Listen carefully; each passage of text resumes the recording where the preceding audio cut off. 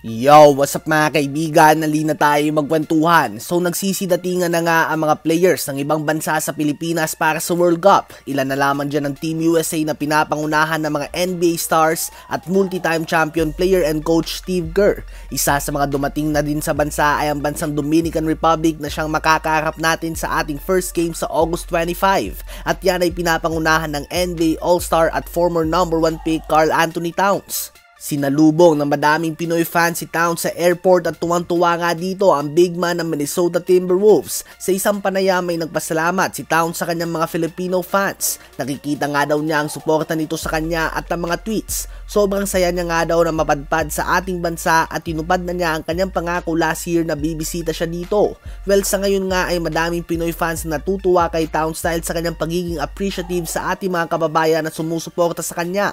Ganun pa man ay sana nga ay huwag ito personalin ng mga Pilipino o tawagin ng mga below the belt na pangalan kung sakali man na idominan niya ang game kontra sa Gilas dahil inaasahan nga na magkakaroon siya ng big game kontra sa Gilas. And to be honest, sa lahat na makakaharap nila, kapag tiningnan nga ang grupo natin, ang expectations ng madami ay automatic ng Italy at Dominican Republic ang makakapag-advance sa susunod na round.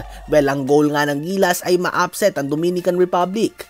Ayon nga kay Coach Chot Reyes ay 2 panalo ang kanilang target para sa Olympic spot. Nakafocus nga daw sila sa Dominican Republic at Angola dahil Italy is Italy.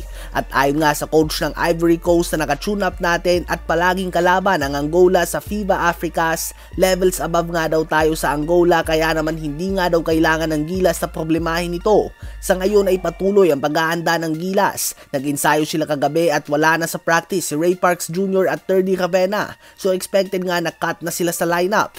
Ayon din sa former Gilas coach Toroman ay ang team natin ngayon ay ang best team na na-assemble sa Philippine basketball history. Kompleto nga daw ito ng size, talent, and exposure sa international basketball. Na-mention niya nga dyan si Kiefer Ravena at Dwight Ramos. Well, kung experience nga sa international basketball, posibleng si Kiefer talaga ang pinaka-veterano sa kanilang buong team o kaya naman si Japet Aguilar. At speaking of Japet, binanggit niya din nga sa isang interview na mas talented ang team nila ngayon kaysa sa team nila noong 2014 World Cup na gumulat sa number 5 rank Argentina, sa Croatia at pati na din sa Puerto Rico.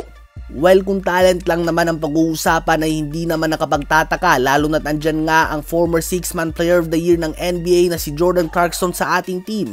Kaya naman ang coach ng Dominican Republic na si Nestor Garcia ay ayaw maliitin ang ating team.